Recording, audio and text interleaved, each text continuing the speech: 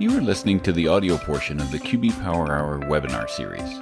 The QB Power Hour is a free biweekly webinar series for accounting professionals presented by Michelle Long and Dan DeLong, who are very passionate about the industry, QuickBooks, and apps that integrate with QuickBooks. You can find out all the details about the webinar series at qbpowerhour.com. So without further ado, here's Michelle and Dan.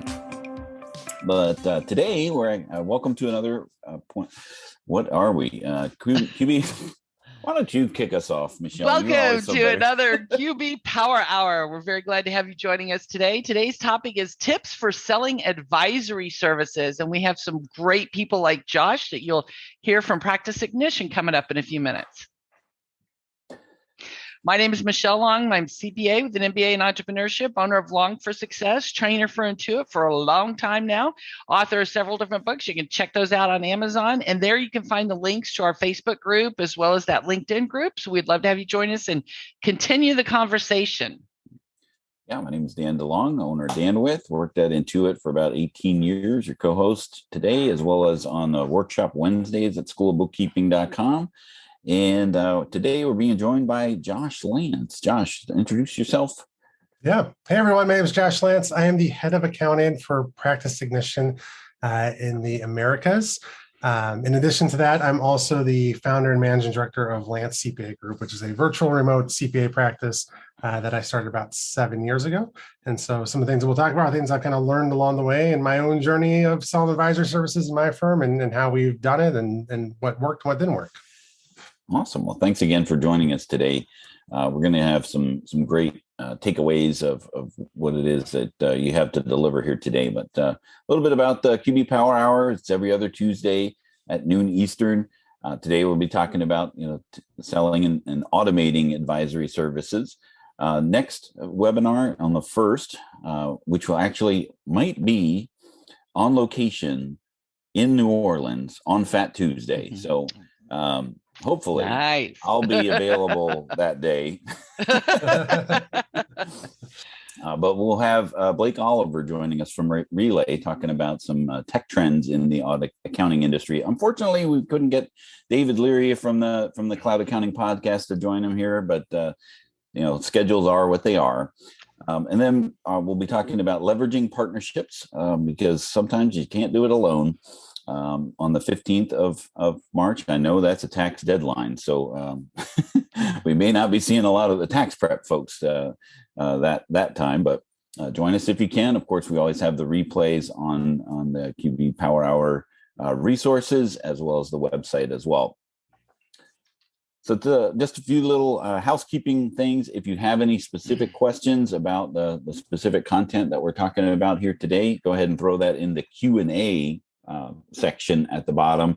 If you have some general comments to make, go ahead and put that in the chat if you want to. And of course, our handouts are available online, as well as the landing page that we have for each and every webinar that we put on the QB Power Hour as well. So just go ahead and check out the qbpowerhour.com/resources, and you can get all the handouts there. So our agenda today, Josh, what are we going to be talking about here as far as selling advisory services? Yeah, we're going to really kind of first start with talking a little about that opportunity that exists to do this, right? Why a firm would want to sell advisory services, what exists out there to be able to do that. And then we'll talk a little about how we go about selling advisory, what are the elements in creating that process.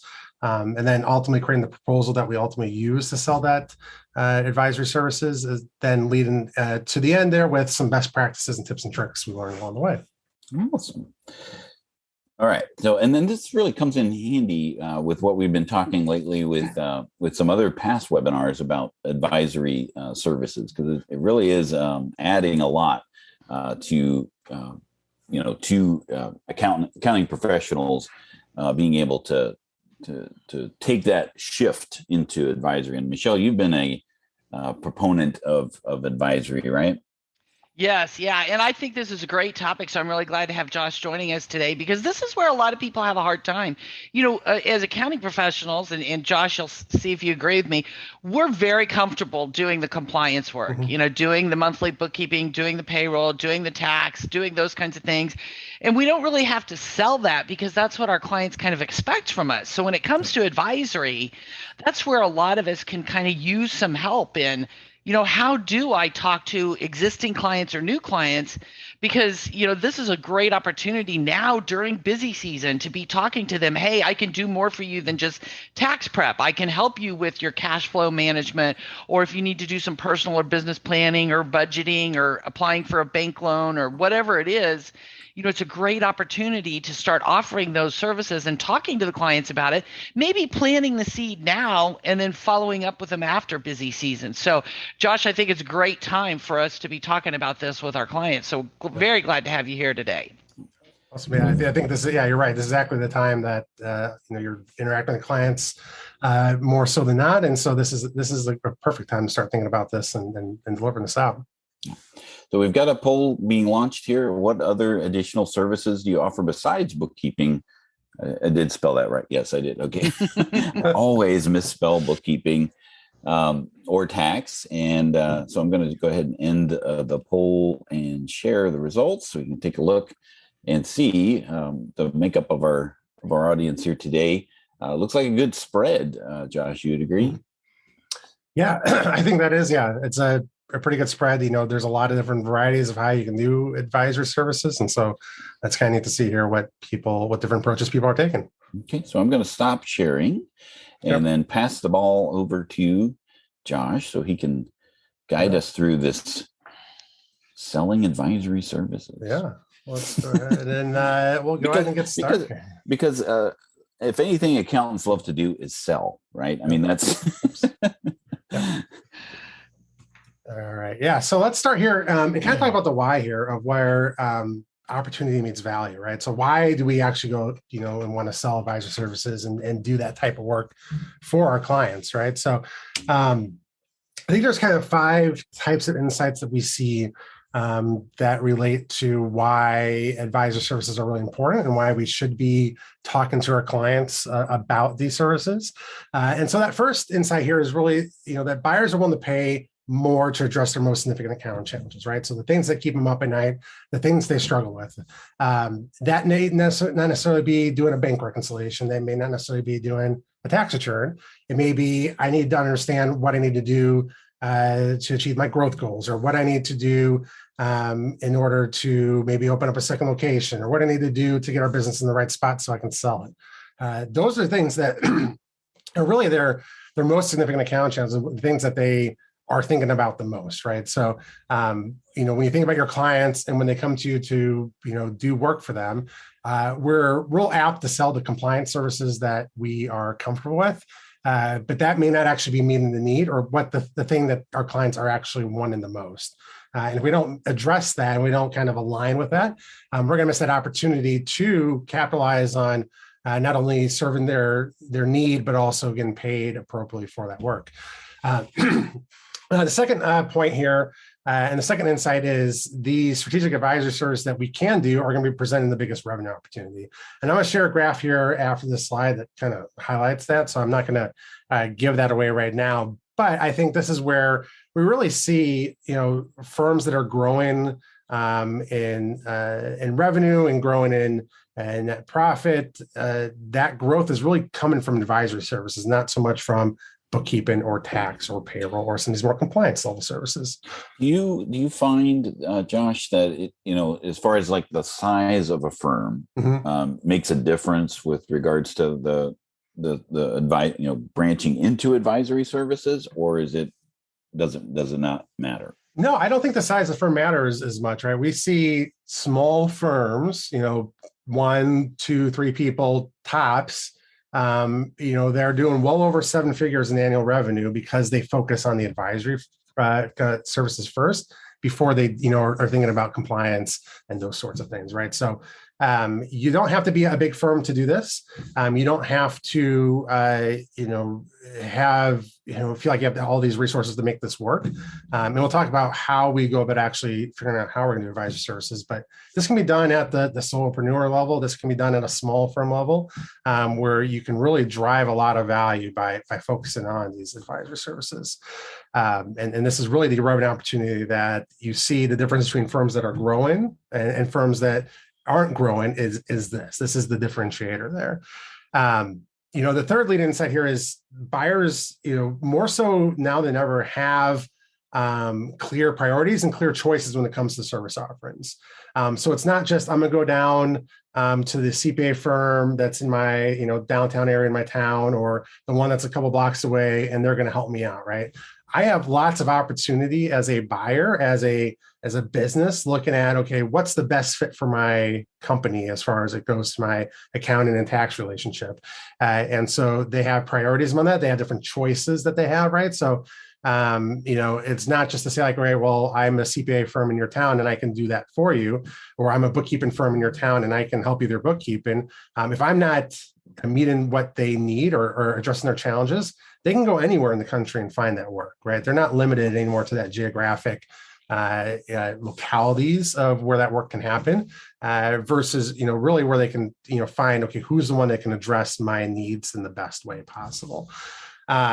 The fourth insight here is, you have lots of automation that's happening within the accounting space with the technology that exists out there, things you can do in QuickBooks that you can have done, 5 years ago, right? That really automates the process, makes the work to do the kind of compliance level work much more quicker and straightforward and easier.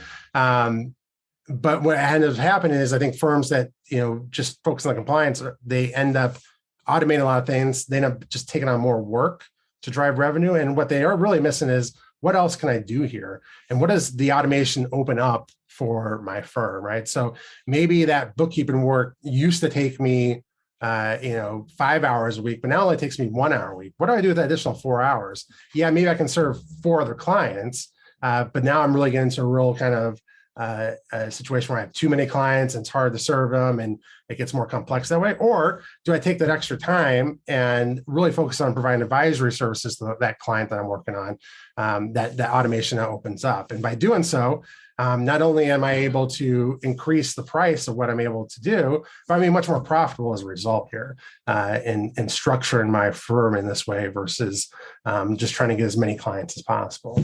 And I think go ahead, yeah. No, so I was just going to say, Josh, I just totally agree with you on that. And, the other thing about it is you have a better relationship with your client because you truly are partnering with them to help their business succeed. And I personally find that more fulfilling than just, the basic compliance work and basic bookkeeping.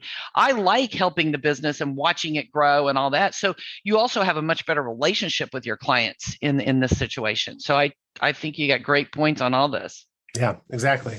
And then the fifth part to kind of tie all this together, because we have really transformed that relationship that we have with our clients, using value pricing allows us to really structure in a way that makes the most sense. It allows us the opportunities to provide that advisory services. And really, when I say kind of benefits beyond the bottom line, we're not playing this quantity game anymore, right? I think for all the firms, anyone who's on this webinar, one of your struggles isn't getting new clients into your practice. It's you probably have too much work coming towards your door. You're trying to deal with managing that and trying to deal with and how do you actually do that work. And so if we really transform that structure of how we work, we're not trying to get all these clients in. We're trying to work with a set of clients that are the right fit for us and allow us to really provide the best services and provide the best advice to them as possible. And so this is, to that second point here, here's where the ROI comes into play here. So CPA.com did a study of this, and they said, okay, for firms that are, just doing, let's say, tax prep and payroll, right? What's that price you charge on a monthly basis or, annualized and divided by 12, right? What's that, monthly cost that your clients are paying you for that? And then for firms that are doing tax prep and payroll and advisory services bundled in there, how much are you charging for your services, right? And you see this really distinct difference here of, those firms that are able to bundle in that advisory service to basic compliance stuff like tax prep, like payroll, are able to charge up to 49% more per client per month than they would have just focused on those compliance services, right? So that's where we see this huge shift in these advisory services providing much more value to the firm because they're able to charge more, really charge what they're worth when they are providing this level of work to the clients. I think when we start to think about then where do we, find that opportunity that meets the value, right? So it's one thing to sell advisory services and your client sees no value in that whatsoever, right? Like that's not what they need. That's not relevant to them today.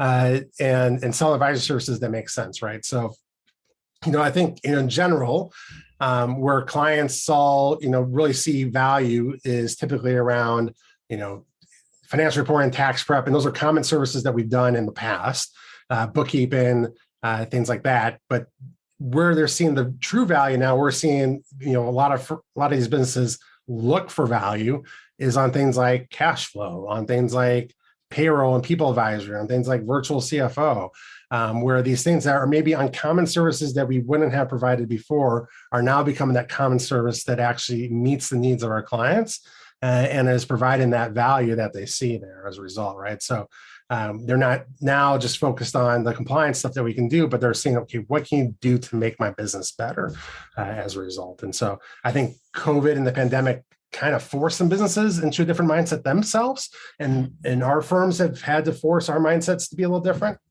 Now it's time to kind of marry that two together and say, what can we do as we work with our clients to continue to provide value and advise our clients going forward and find those areas where that happens.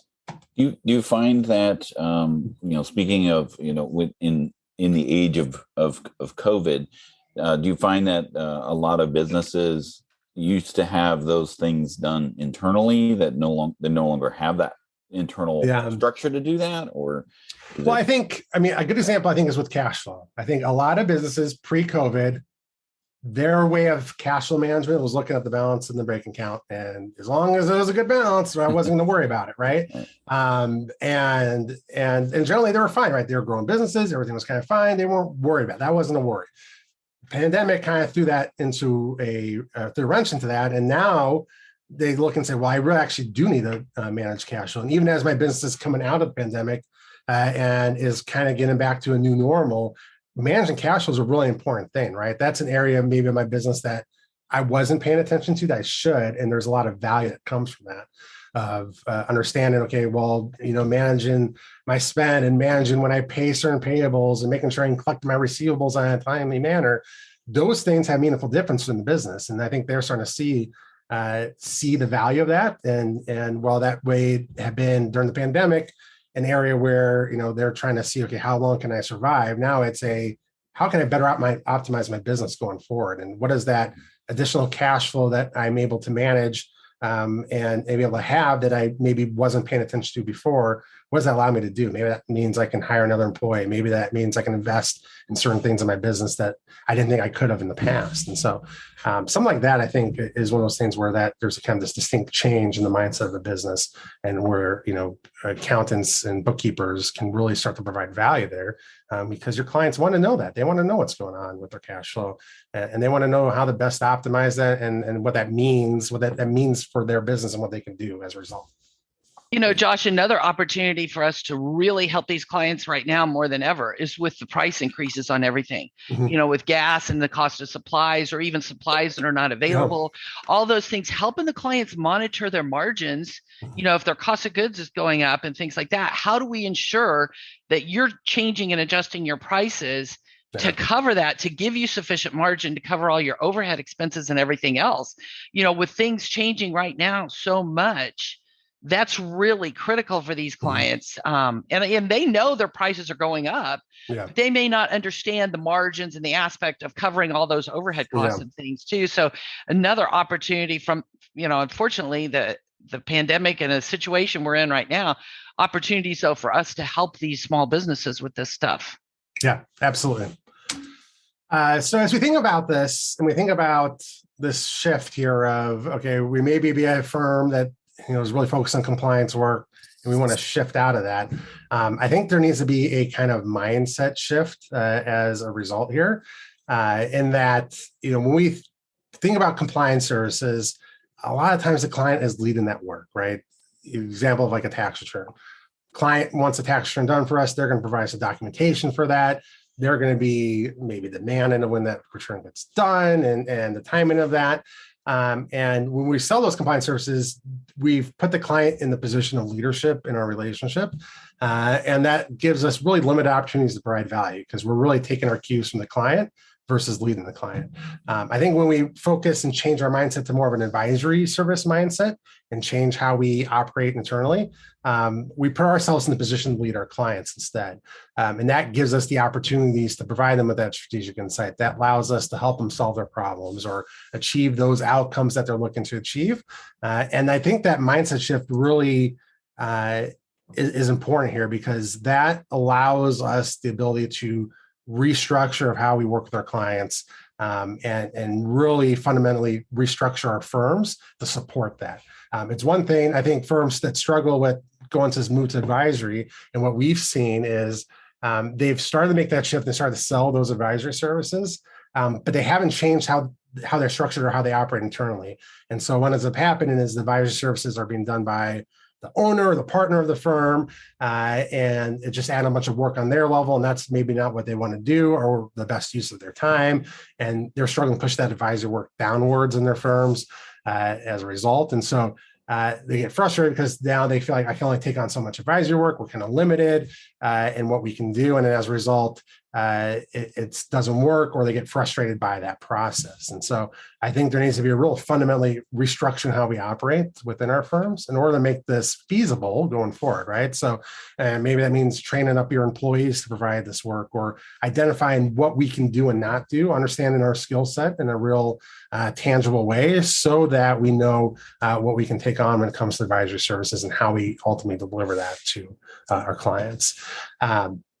We already mentioned some common advisory services that exist out there. I think one of the things that exists with advisory services, we don't want to try to do everything for everybody, right? We need to figure out what makes the most sense for the type of clients we work with and the type of services we provide, and what advisory services fit that functionality, right? So, if we're a very tax-heavy firm, trying to do technology advisory may not make the most sense. Maybe we can do it, we understand it, but that's not our greatest skill set. And we need to think, what are those advisory services that make the most sense for us as we think about this? So as we identify those advisory opportunities, I think there's like 5 things, at least that I've thought about when I've done it in our firm, and I think other firms think about that make this work. So I think the first thing is understand that skill set. What do you do that you bring to the table that sets you apart from other accountants, or sets you into a position where you have the right skill set to provide that advisory service, right? So, for example, our firm, we work primarily with craft breweries, and so we know a lot about that industry. We've been in the industry a long time, and so we know a lot about the mechanisms of margins and costing and all that stuff, right? So that's an interesting skill set that we can bring to the table as we advise those clients. Maybe we're not experts in marketing, or we're not experts in how they do their technology or hiring or things like that. So maybe we're not going to focus in on those areas. We're going to focus on the areas that we're experts in. One area too that I think you can identify these advisory opportunities is where are the places that you're going out of scope with your current clients. So do clients routinely ask you questions that are not a part of the scope of work that you currently do? So maybe you're doing bookkeeping work, but they're asking you a lot of payroll questions. You don't do payroll. Maybe that's a question of, if we're helping them out in those areas out of scope, is that something that we're seeing that is a need of our clients? And what does that mean from an advisory standpoint? So an example of this, and this is from from just our experience in our firm, is over even pre-pandemic, over the last probably 3 or 4 years, we're getting a lot of questions from our clients relating to payroll and benefits and HR. And we did payroll for them, right? But in a compliance way. We're just processing payroll and kind of managing it for them. But they were asking questions about how do we retain employees? How do we put the right benefit package in place so employees want to work here? How do we make sure we have the right structures in place so we're doing what is necessary and required for this? And so as we thought about this, and as we thought about those questions and some of the out-of-scope work and ad hoc consulting that we're doing around here, we really saw this need of our clients really need help around what we call people advisory, those things beyond just the compliance level payroll, and how can we meet that need for them, right? Because we're getting that question over and over and over again from multiple clients, and we're going out of scope in that way. There is an opportunity that exists there to provide advisory services where we can package it up with the payroll services that we do, and offer that to our clients that meets those needs, those things that keep them up at night, the things that they worry about on a consistent basis. We're now able to meet that need, and they're willing to pay for it as a result. And so work that we may have done where we've done payroll for them, we charge them $150 a month or something like that. We're now charging them $1,500 a month because we're providing other services in there that actually are the things they value more so than that we ran payroll every 2 weeks. And so identifying those out-of-scope work, I think, is important there. Look at your current client list. What are the things that we can provide across our current client base? So if we have, let's say, a lot of dentists is in our client base, right? So maybe we're not niched in dentists, but we seem to have a lot of dentists and doctors and things. What are things that, or what are advisory services that are important to those types of businesses? And are there things that we can provide that we can replicate and do over and over and over again to those types of businesses? So we're not trying to recreate the advisory wheel for each and every client that we have, but we're identifying, hey, we know dentists really care about these certain metrics, or they really care about reaching a certain profit level. What can we do to advise them in that? Maybe it's putting some KPIs together, monitoring for them, and meeting with them on a regular basis to talk about that. So looking at that client base can help you kind of see, right, hey, we have a lot of clients that are fitting this type of need. What can we do from an advisory perspective for that? I think you can also expand the current offerings you currently do.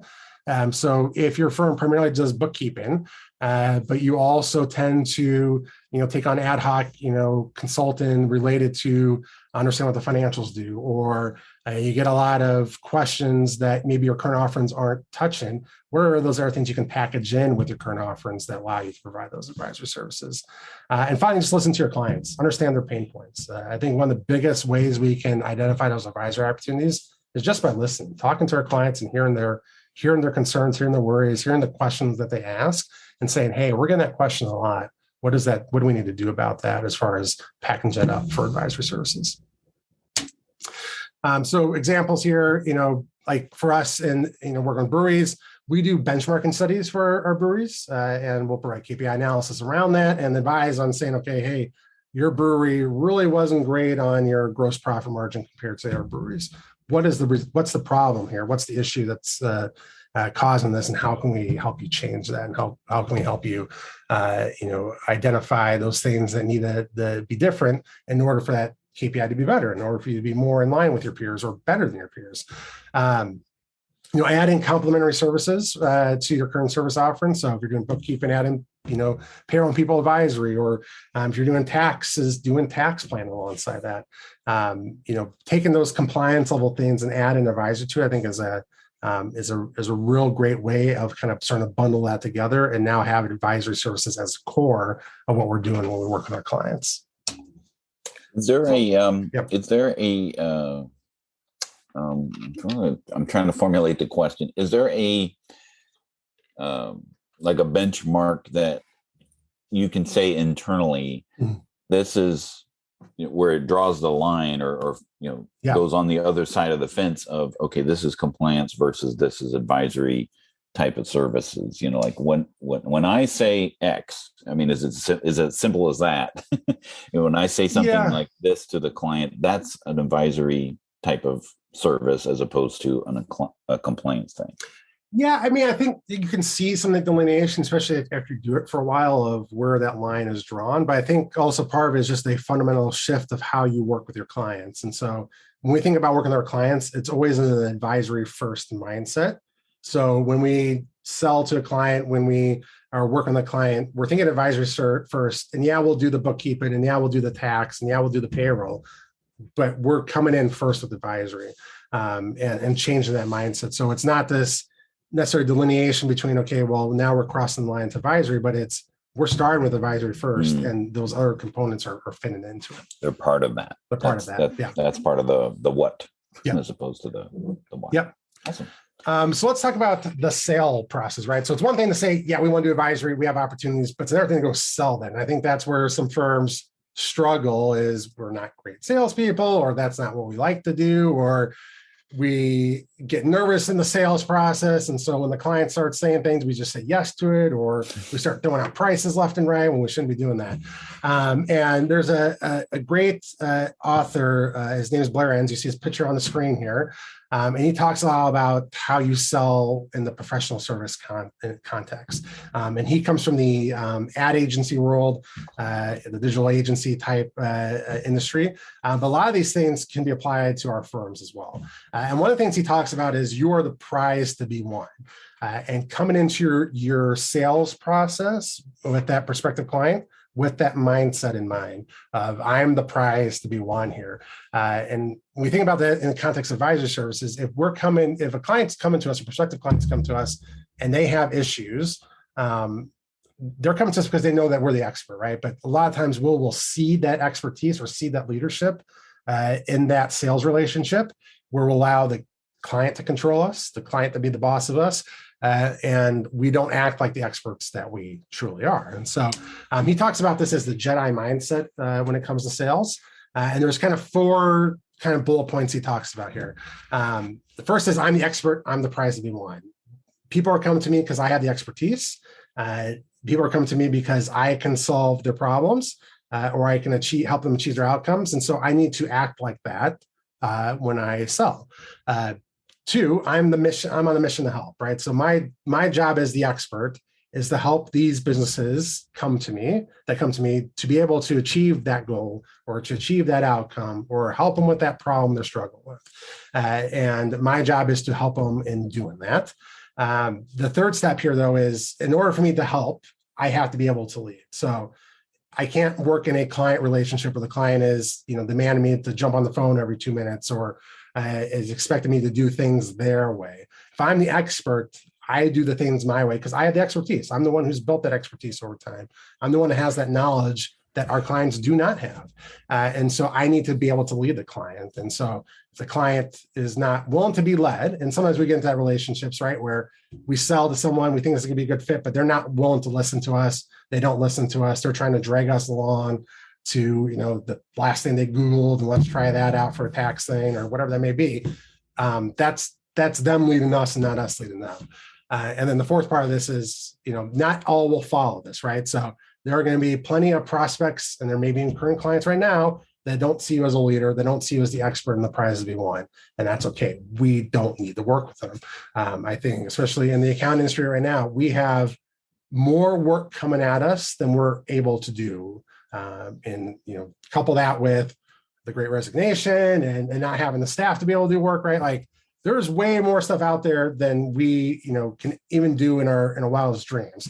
So we need to focus on the work that's the best work for us. And so part of this, when you think about this from a sales concept, is we need to maybe even change the current client structure or current clients that we have internally in order to be able to restructure our firm the right way. So you may have clients that aren't great to work with, that aren't allowing you to lead them, or that are kind of pulling you around. Those are the ones that are going to not only detract from bringing the right clients in, but take away your energy and your resources to serve the clients that you want to serve. And so there needs to even be a pruning process as we think about selling advisory services. Where's that capacity going to come from in our firm? What clients do we need to get rid of now that open up that capacity to do this work and do the work we really want to do? When we think about the sales process, and before we even talk about proposal, and even before we talk about pricing, we need to develop the right process, the right structure in place, and have a process that we follow on a each and every time we do a sales call or have a new prospect come to us. And so that workflow needs to be built, and needs to be standardized, and needs to happen the exact way every time, because when we start to deviate from that, we start to bring in the wrong clients to our firm, and we're bringing them in at the wrong price, and we're causing chaos internally that affects the good clients that we really want to work with as a result. So the standardized sales process, I think, kind of looks like this. We really should, if we did our process right, be able to answer these questions on the screen here, right? So does our sales process allow us to identify this as a good fit for us? So do we even have a screening process that we've created that screens out potential bad clients from this, right? So for us, we funnel all of our potential sales leads through our type form on our website. And in there, they have to answer some questions there. So if they say they're not a craft brewery or they're not a digital agency, they get kicked out of the process. If they say we don't work on the cloud, they get kicked out of the process. If they say they want services that we don't perform, they get kicked out of the process. So we're starting to weed out those not desirable clients. So when we actually meet with a prospective client, they're now in the right fit for us. And we're not talking to people who are just wasting their time or wasting their time. And Josh, that is so important. It's one of the things I think that's hard for people is learning to say no. Not every client is the right client for you. Not every client's a good client, and that's where I think it's important to be networking with others and getting to know others with different specialties. So, it is great that, if I know you're into the craft breweries and things like that, I could refer a potential client to you. And if you know what I specialize in, when you come across that, you could refer them to me. So, I think it's real important, and I'm glad to hear you talking about this, learning to say no. Yeah. I think no is one of the most powerful things we can do in our firm is saying no. Because when we say yes to things, by default, we're saying no to things that we probably want to do as a result. And so by saying no and taking control of the no is highly critical, and especially when you do the sales process. And vice versa, when you're actually saying no, you're actually saying yes to someone that fits the need.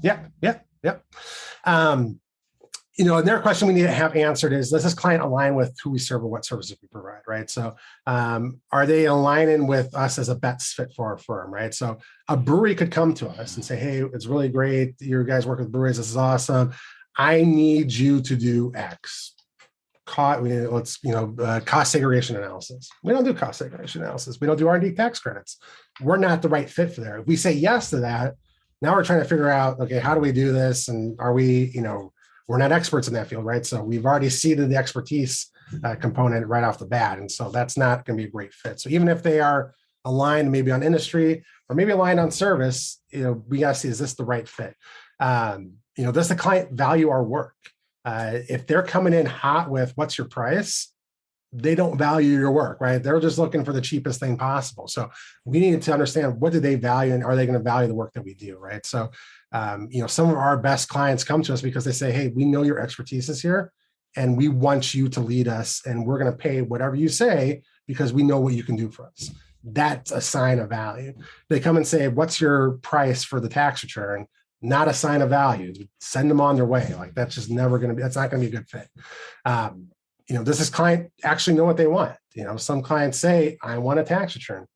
That's not actually what they want. They need help getting their books in order. They need help filing the last 3 years of tax returns. We need to start to dive in and investigate. And just because the client says, I need a tax return, I need bookkeeping help, we need to start to diagnose a little bit here and say, okay, what do they actually want? What's the actual need here through this? Fifth question here, will the client allow us to lead them, right? You'll find that out in the kind of the sales conversation. If they say, I expect my accountant to deliver me financials, a weekly financial report every Friday, and I want to meet with you, once a week, and then I'm going to call you up and I expect you to answer that phone call or respond to my email within 6 hours. They're not allowing us to lead them, right? They're saying they're basically treating us as an employee at that point, right? So that's not who we are, and that's not what we do. And so we need to come in that mindset of, how do we lead them? And finally, we need to come with a agreed upon defined scope. So no longer we say, we'll do taxes for you, right? What does that mean? What are we actually doing for them? What's that detailed scope that we're going to all agree upon as this is what you're doing for us, because that helps us really define that relationship up front, set expectations, and ultimately, do what we're supposed to do and not run into, what am I supposed to do? Am I not supposed to do it? Is it fuzzy on that scope? We want to be very defined on that. So in the standardized sales process, we make sure we qualify that client, understand that need, create a proposal that fits what the client needs. In general, we never talk price in that first call. So we were either going to deliver a proposal after the fact that we may do asynchronously through video, or have a second meeting where we go over that proposal and talk about, okay, here's what we're doing, here's the price, and here's what we came up with, and here's the why behind that. And ultimately, then we need to come to agreement on those services and have them sign an engagement letter to commemorate that fact. I don't think sales processes should be fast. The faster it is, the more likely you are going to bring a wrong client for your firm. The slower the process allows you to be more discerning and allows you to decide, okay, is this the best fit? And ultimately, to your client too, they need to make that determination as well. And the faster we get into it, the faster we get into clients that we haven't made that determination fit, or they haven't done that, and we now have a bad relationship or just not the right fit in general. Our poll here, so we'll go ahead and talk about what version of QuickBooks are you using? Do you find it's QuickBooks Online, desktop, or both? Josh, I wanted to just totally agree with you on that proposal and clarifying the scope of your services. That is so key and so important to avoid scope creep, where they say, well, can you do this? Can you do that? And a lot of times we may have a tendency to be like, oh, that doesn't take too long. So yeah, I'll go ahead and do it. But we need to learn, if it's outside the scope that we agreed on, we need to do what's kind of like a change order. I mean, people are familiar with change orders from the construction industry. We need to have that same mindset that this is what we agreed on and clearly, agreed in our engagement letter and our proposal, like you said. And then when they do need something out, say, yes, we'd be glad to do that. I'll go ahead and put together a change order for you, so that we can add that on. Because otherwise what we wind up doing is we wind up giving it away free. And then they expect that from us in the future. So we have to not do that. And it takes discipline on our part as the accounting professional to make sure that we don't do that. Yep, I totally agree. I mean, it's kind of by taking that out of scope work on and having our clients, kind of engage in that scope creep, we're creating basically an unforced error or unnecessary friction in that relationship, because that's going to come to a head at some point, right? We're going to get frustrated. We're doing free work. They're going to be frustrated because, hey, like, why aren't you doing this thing that you did last time?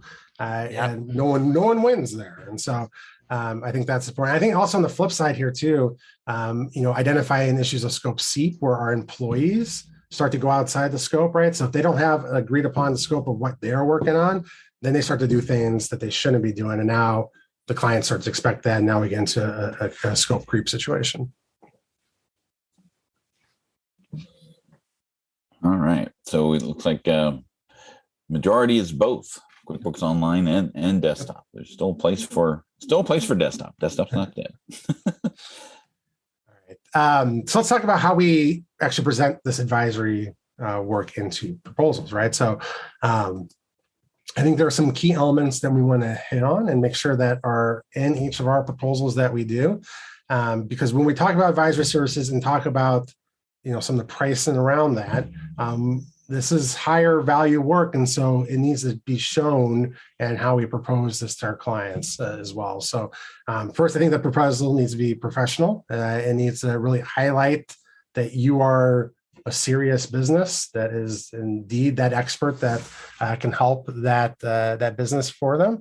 And so we need to present ourselves in that way. So I've seen some proposals where things are misspelled and we got 3 different fonts going on that don't match, and it just looks like we kind of threw it together and weren't really putting in the effort necessary to actually think through this, and that doesn't look good.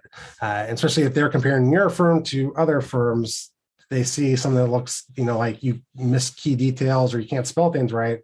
That's just an indicator in that client's mind that you're not detail oriented, and how can I trust you with my taxes? Or how can I trust you with my bookkeeping if you can't even, spell my name right, or, have, a proposal that doesn't look professional. It really needs to highlight and showcase who you are. Why choose you? Why are you better than the other firms they may be talking with? What's your unique value proposition that you bring to the table? What's your personality, right? So if you're a firm that is, high tech forward and stuff like that, right? That should come across a bit on the proposal. That's how you work. If you're a firm that's very suit and tie and button up, right? That should come across in your proposal and how you work. People want to see that person. They want to see, okay, who am I working with? And ultimately, why should I choose you? What do you bring to the table that you don't, that, the other firms don't, right? And I think when you lead with advisory, that's a clear indicator of a different differentiator there, right? If they're coming to you with taxes and every firm's gonna give you, okay, well, here's my tax return price for that tax return, and here's how that works. But you're coming with this advisory mindset and say, I'm really here to help you, restructure and plan out for taxes and make sure we're doing things that aren't just short-term thinking, but long-term thinking. And yeah, well, by the way, I'll do your business's tax return. That's a differentiator there that sets you apart. And advisor services can really help with that. Be clear on the scope of services. Be detailed out of what that scope is. I've seen too many proposals that said we will perform accounting services, for that company, and say, okay, what does that mean? First off, right? Accounting services can mean a lot of things. Does that mean taxes included? Does that mean you're going to do payrolls? Is that going to be bookkeeping? What's in that? And if you make it vague or you don't have that detail, you may have an assumption what it means, but your client may have a different assumption what that means. And so they may say, well, I got, my prior, CPA firm, my prior bookkeeping firm said, when I, did bookkeeping, that also included a tax return. And that may not be how we operate, right? Maybe we have separate proposals for that. We need to be clear on that so they know, okay, this only includes this, right? They choose the service. It only includes these, 5 different things and no more and no less. And so, you can even do that and help with that when you do 3 option proposals where you show, okay, here's 3 different ways we can look at it. And here's different scopes in that to highlight that difference. I think we need to have understandable pricing. If our pricing is esoteric or it's like, okay, well, it's $200 an hour. Well, what does that mean, right? Is that how many hours do you think it's going to take? Is it a 10-hour job? Is it a 20-hour job? If they don't know what the pricing is or understand, and they're trying to compare it to someone else who says my price is $500 a month, there's going to be that kind of differentiator of where they're going to say, okay, well, what does this actually mean, and whose pricing can I trust? And then finally, it needs to show what our next steps are. What happens if you agree to accept our proposal? What happens next? Do we kick off a kickoff process? What does that look like? What should they expect from us? Once they agree to this, show them what the path looks like. If they don't know the next steps, you're going to get in this weird area where they said, yeah, I agreed to it. And then what happens next, right? And if they're sitting around twiddling their thumbs waiting for you to respond and they're not hearing anything, they're going to start to lose faith that they chose the right provider. And they may regret that decision and have buyer's remorse as a result there. So I think all proposals should have these things and be pretty clear about that. Another thing when it comes to kind of best practices around this, we don't have instant proposals where we're discussing price in that first call, or we're saying, okay, well, here's what it is, and we're kind of shooting off to them right off the bat. We want to be thoughtful about our proposal structure. What does it look like? What are we actually trying to provide here? A lot of times the client's needs aren't just cut and dry of what it is, and especially when we bring advisory as part of that, we need to be pretty clear about what we're doing and why we're doing that. Second, what's a good time frame? From that first call to second call, as far as where you do go over the proposal? Yeah, generally, we try to do it within about 3 to 5 days is kind of our time frame. And we tell them that too. We give them the expectation that, after this call, within 5 days or in 4 days from now, we want to set up a time to meet with you to go over the proposal and talk through what that looks like. So we want to, again, give some time, because usually, like in our firm, my partner who does most of the sales, she'll kind of come back and we'll discuss and kind of say, okay, here's what they're saying, here's their needs. Maybe we need to do a diagnostic first where we need to dig in to some things before we can actually give them a real proposal. Maybe we know what they need, but we may want to think about adding this, different service in here because they mentioned it on the call, even though they didn't say that's what they wanted. So we have some time talking about it. We have some time talking about capacity, pricing. When we think about pricing has to consider capacity in order for that to be a real accurate price on our end. And so, We need to understand, okay, well, they're asking a lot. I don't know if we have the capacity to do that. Maybe we need to pass on this one. Or yeah, we have the capacity, but in order to do that, we're going to need, 3 people to do this work. And so we're going to have to charge this price to make sure we, compensate for that. And so we want to have time to think through it, come up with a proposal, review it, make sure, we're checking all the boxes we want to check, and then we send it off. But we do want to provide that clarity up front to the client as to what the expectation is to get that.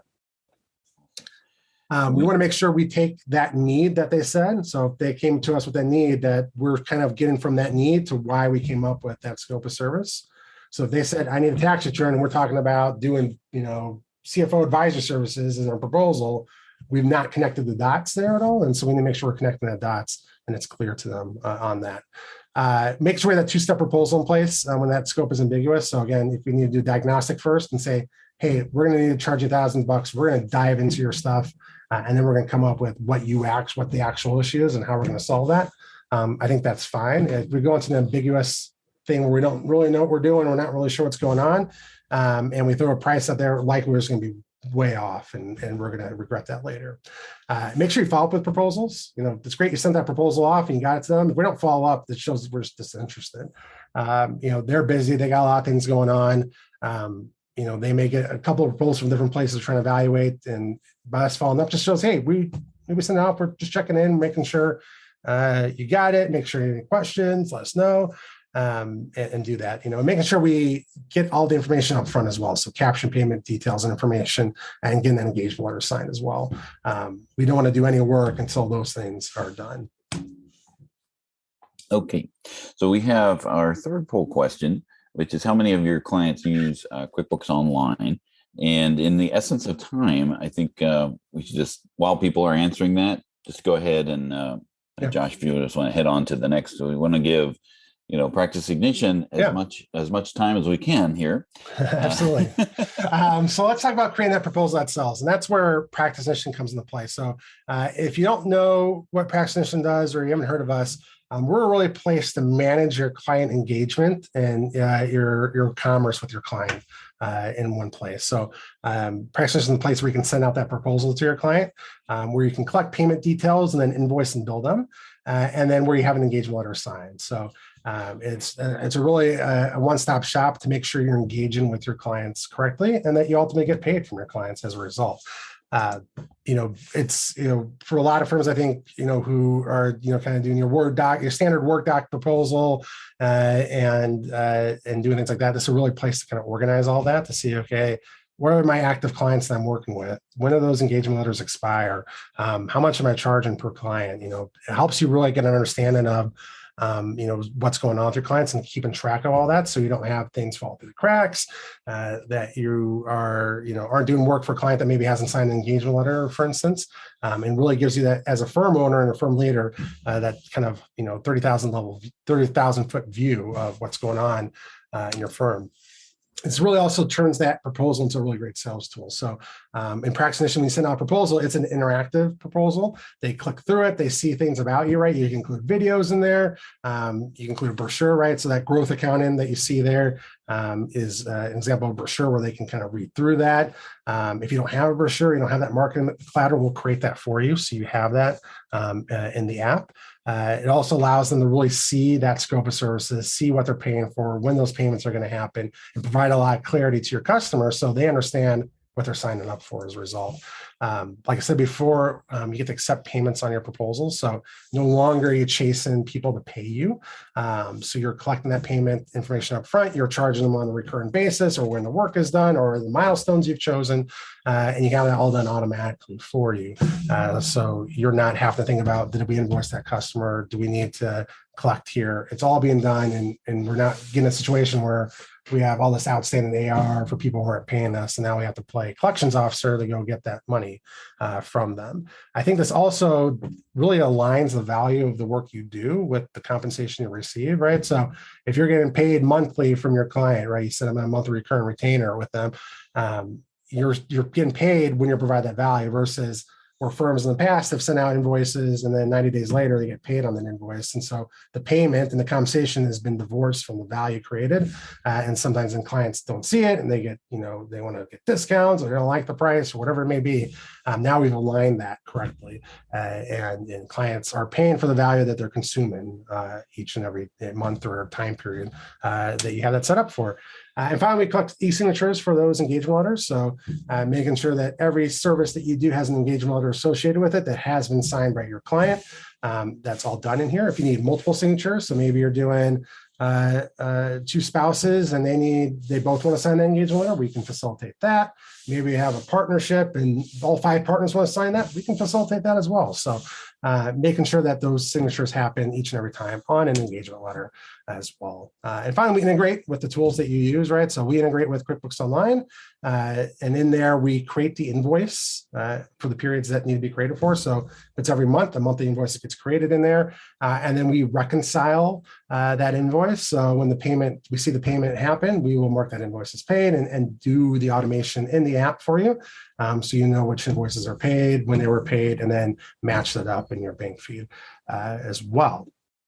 We also integrate with Intuit Practice Management, sort of doing your workflow, mention that as well. So when the service gets signed in Practice Ignition, we create that work in Intuit Practice Management, so then you can do the work for them, and there's no, making sure nothing drops in the cracks as a result. And there's always a contingency of, does this work with QuickBooks Desktop, as asked in the... Yes. Yeah. So we don't have a direct integration with QuickBooks Desktop, just with QuickBooks Online currently. Awesome. All right. And I just had a real quick question too, Josh, because you said you work with the proposals and then also the engagement letter. And I assume, and I know I shouldn't do that, but I'm pretty sure, just wanted to confirm with you that your engagement letters meet the requirements. Like if you've got the E&O insurance and stuff, a lot of them have certain requirements of what you should include in your engagement letters and things. And so, I think you have region specific, like for the US versus Canada or Australia. Is that correct? That's correct. Yeah. So we have a sample engagement letter that's been attorney reviewed here in the US. So it has all the things that should be in there. If you have your own engagement letter, maybe it is from your insurance provider, maybe it's through the CPA or some other organization that you get your engagement letter, legal terms and conditions from, we can take that and put it into the system for you. So you can use those as well. And all those engagement letters are set up to be kind of with smart fields and things. So they automatically update if you change, if someone picks a level of service, it'll automatically update with that, the terms and conditions and the scope of services and those service level, components and legal things that you need in there all comes into play. So if you don't have anything, we have a place to start. But if you do have your own engagement letter that you like or that you got from your insurance carrier that you want to use, we can put that in the app for you and you can use that. Great. I think what would be ideal is maybe we should have you guys back where you can actually go into practice management and see a demo of what it can actually do, for to help automate the process. Yeah. And I think one of the things that I saw on your website that it really helps with is once you send out that engagement, it will bug the client for you, right? Yeah.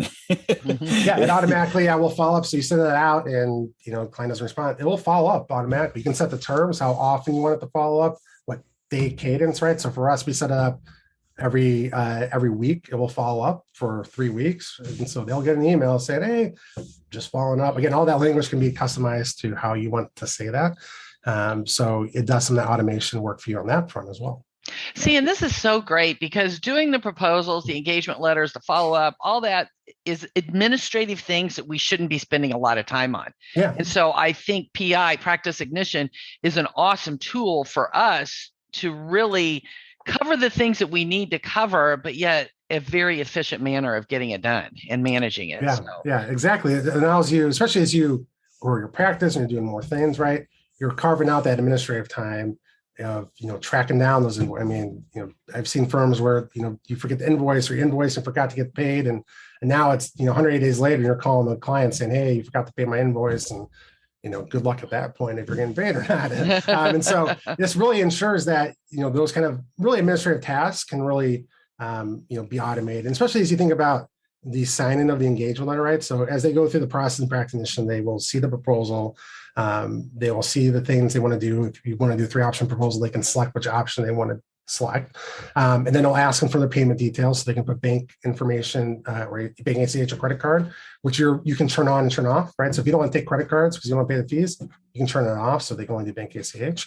And then it'll have them sign the engagement letter. And then from there, there's a lot of cool automation you can do of, right, well, now they signed, what do we want to do next? Maybe we need to have them fill an intake form through Typeform. Let's have that automated. So when that signs, they automatically get an email with that to fill out. Or maybe we need to set up a kickoff call and we're going to send them an email with a calendar link for them to pick up time for doing that meeting. Or we maybe have to get some things structured of maybe we need a Google Drive folder created, or maybe in our practice management software, we need to have a new client created. We can have all that done automatically. So we're not doing all that administrative work, and it ensures it happens each and every time according to clockwork. Awesome. Yes, I agree with Dan. We should have you back on for a demo to go through some of this, because it is amazing. Practice Ignition is an amazing tool that really helps us save so much time. And like you just said, it prevents those things from falling through the cracks. Yeah, so absolutely. I think that's awesome. Well, Josh, thanks again for joining us here today, and telling us about, how to, because like I was saying, one thing that, even though, we hate selling, people are in sales, right? Like if you're a parent, right, you're in sales. You're always in sales. That's right. Bedtime is hostage negotiation in reverse. Right? Whatever. You just stay in there. I'll give you whatever you want. But I mean, you are in the sales profession as a parent, or even in it. You're just selling a solution as opposed to an actual, product or widget, right? So we appreciate you coming on and talking about this topic. It is, I think, the years of the advisor, changing that shift from compliance to advisory is a great topic, and appreciate you coming on. Yeah, no problem. Yes. Thank you, Josh. Thank you. And Ryan. So thanks for joining us here for another QB Power Hour. Again, we'll be coming on next time with new tech trends for accountants with Blake Oliver and Relay. So hopefully you join us then, and hope you have a great week. Thanks, everybody. We hope you enjoyed listening to the QB Power Hour podcast. If you have any questions, feel free to ask them in our Facebook group.